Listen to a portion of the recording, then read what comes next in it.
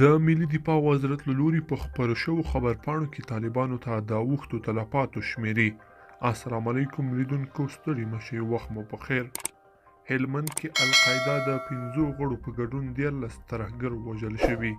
هوایي ځواکونو د هلمند ولایت نهر سراج ولسوالۍ کې پر ترهګرو هدفمند بریدونه ترسره کړل چې په پایله کې د همدغه شوبې جزیرې لپاره د القاعده 5 غړو په ګډون 13 ترهګر ووژل شول.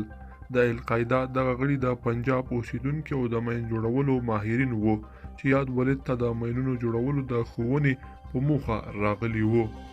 بلخوا ملي دفاع وزارت وایي اروزګان کې 6 طالبان وژلي دي. تېره ورځ دفاعي امنیتي ځواکونو د هوایي قواو په ملاتړ د اروزګان ولایت خاص اروزګان او دهراود ولسوالیو کې طالبانو ته سخته مرجوب لاړولې چې په پایله کې 6 طالبان وژل شوي او 3 نور ټپیان شوي دي. همداراز د دښمن 2 پایي مخابرې، یو قاب دوربین، یوه اندازه وسلې او مهمات هم له منځه وړل شوي دي. ولخوا کمانډو ځواکونو لوګر کې د طالبانو مهم غړي وژلي دي.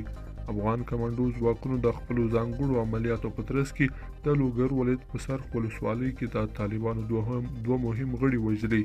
د ځانګړو کمانډو ځواکونو له قول اردو څخه په خپره شوې خبرپاڼه کې راغلي چې په یادو عملیاتو کې د طالبانو یو شمېر سپکې او درنې وسلې هم له منځه وړل شوي دي. بلخوا ملي دفاع وزارت وایي که کندوز ولایت کې هوایي برید پر مهال 13 طالبانو ته مرجوب راوښتي. تېره ورځ د کندوز ولایت امام ولسوالۍ کې د طالبانو په تجمع باندې برید شوی دی چې په پایله کې 8 طالبان وژل شوي او 15 نور ټپیان شوي دي. لیدونکو په دې هیله چې دا مطلب به مو راسره تر پایه پورې لیدلی وي. که مو دغه ویډیو خوښه شوې ویډیو لایک کړئ او چینل سبسکرایب کړئ.